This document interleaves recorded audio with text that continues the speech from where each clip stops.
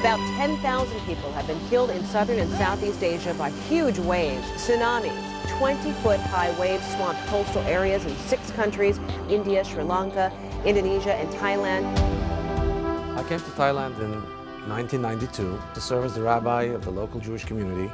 Now, as part of our regular staff, we have 7 families. We have 15 other volunteers. That includes rabbinic students and girls that come to teach. We have a center in Bangkok, we have one in Koh Samui, we have one in Chiang Mai, and now we even have a Chabad house in Phuket. We are receiving information that 20 children's bodies have been recovered and that thousands of people are rushing towards hospitals there. The only way to describe it is the seas moved in very, very quickly and quickly sucked everything out. I saw chairs, I saw tables, I saw parts of broken homes, all being sucked out to the sea. We have approximately 100,000 Jewish backpackers that pass through Thailand every year. We wish to provide them with spiritual guidance so that they come home a little bit more Jewish, so they come home a little bit more inspired. We also have a lot of business travelers, and we try to do is to cater to the needs of each segment of the population. 500,000 people across this island nation are also displaced. And as we speak now, there is incredible fear on the island for those who are trapped there.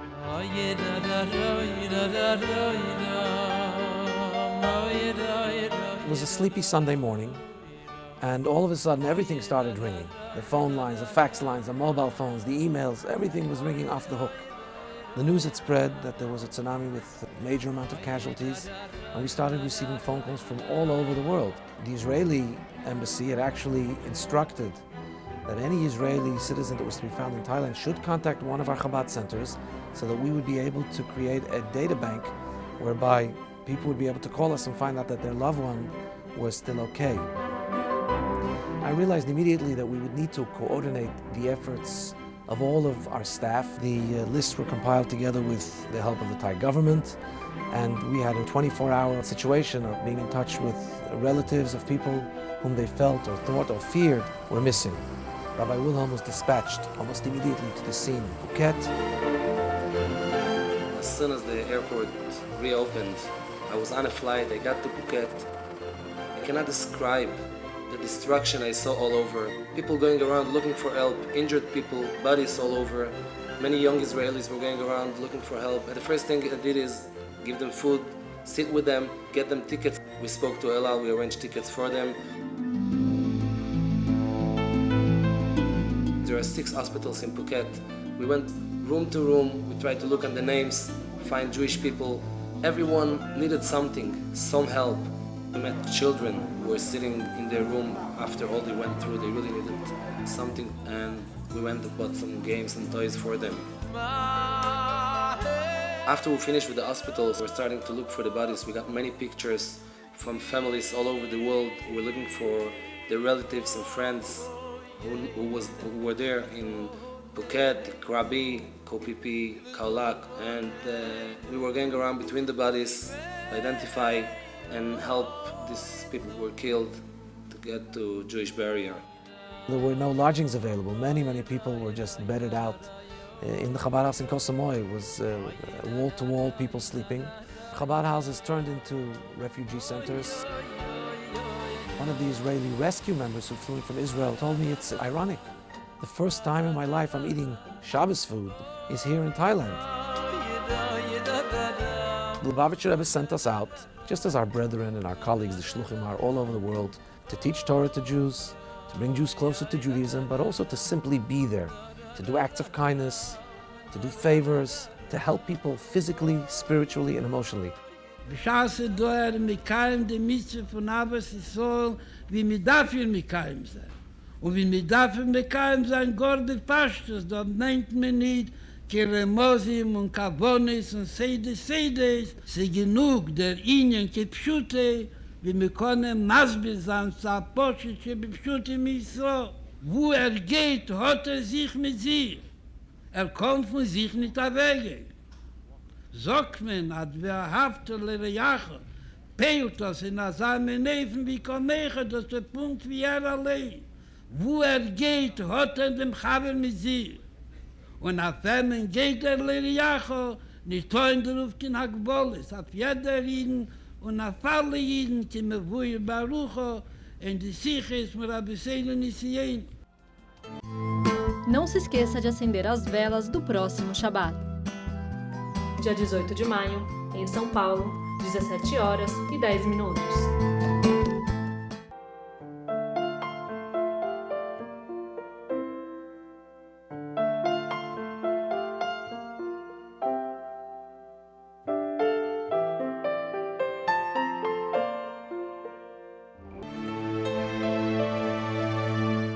News reports were that Hurricane Katrina was not coming to New Orleans. The term they used, we were out of the cone. On Shabbat morning, we heard that there's a 10% chance that it's coming towards us. By the time Kiddush came around, we were hearing that it might be a 50% chance. By the time we made Havdalah, they were saying that there's a very good chance that this Category 5 will be coming towards New Orleans. So after Shabbos, everyone started to make their preparations. We actually spent the whole night talking to students because that's our main shlichus responsibility is the students at Tulane. Connecting students with rides, helping people find other people that could drive them out of town. At some point Sunday morning, it was a mandatory evacuation called for the whole New Orleans area. I believe the first time in history. The Rifkins were helping a lot of people find places to stay for the storm. In fact, Malki Rifkin was calling all the elderly people we know in the community. Later, when it came time for the search and rescue, we knew where all these people rode out the storm because Malki had called them.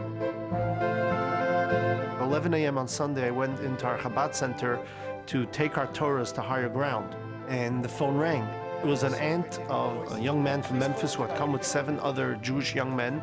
They were there for the weekend, and she was frightened. We guided them into a French Quarter hotel. But then the phone just continued ringing. I spent 4 hours on the phone until 3 p.m. just helping people out, locals and tourists, where to go, how to get out of town, if they can get out of town, what they should do. The most memorable call was, of course, from the 2 young ladies. They stood with a sign in Canal Street saying, "Please take us out of town." I spoke to Chani and we decided to advise them that absolutely under any circumstances should they not remain in the public shelter without anybody who knows them. So we advised them to come over to our house, and if we go, they'll go with us, and if we stay, they'll stay with us. And at that point, it was already getting pretty late, and we made the decision to stay rather than taking a risk of getting caught out somewhere in the storm. The next morning, I saw news reports that the water in the city was rising. The levees had breached, and the city was starting to flood. We obviously were displaced. And that's one of the major issues that happens in a disaster, is that the people, the grassroots people, the people that know the communities best, are displaced along with their communities. And therefore, you don't have the infrastructure and resources to help people unless you're able to connect to a national organization that has that infrastructure in place. And that's exactly what happened. I was contacted by the office in 770. And they said that they're willing to do whatever is necessary to help the Jewish people in New Orleans. So I came to Chabad headquarters at 3 a.m., was briefed on the ongoing search and rescue effort, how many people had already been found and saved. And suddenly, Rabbi Mendy Sharfstein runs in at 3 a.m. from a different office, all excited. And he said that a 90-year-old Jew whom I knew of has finally agreed that we should evacuate him. And he told me that all day we were trying to convince him to go with our search and rescue team and wanted to stay close to his home. So we brought him to Baton Rouge, and with the help of Chabad of California, who gave us the ability to give many people tickets, we then gave him a plane ticket to Dallas. And we actually united many, many families, where we not only got them out, but gave them the tickets to join their families. After Yontif, when we saw the power was still not up, we got moving into this with the Lubavitch World Headquarters. With the first call, they got things rolling, and by the next day, we had food down here. We're coordinating this together with 12 local Chabad houses down in Sunrise, up in Boca, and we just put in a call. Within a half hour, they'll be sending crews of volunteers. We have over 200 volunteers going out daily from sunrise to sunset. You know, I'm just worried about the people that are praying for us to come and, you know, if we can't make it there. Went to a 99-year-old man just yesterday. He hadn't eaten in 6 days. And we gave him a few of these different meals. Red Cross had come around, but he only eats kosher. And he started crying. At this point, we've nearly exhausted the 20,000 meals that we brought in. The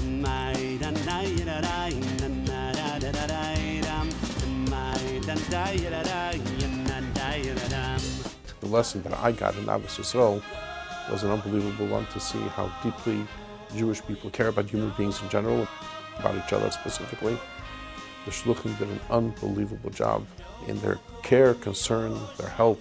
Younger Shluchim, older Shluchim, each one of them made a tremendous effort to be of assistance. You have to remember that Rebbe told us if we'll make it light around ourselves, it'll be light in our own homes. And then your own needs sort of fall into place sooner or later.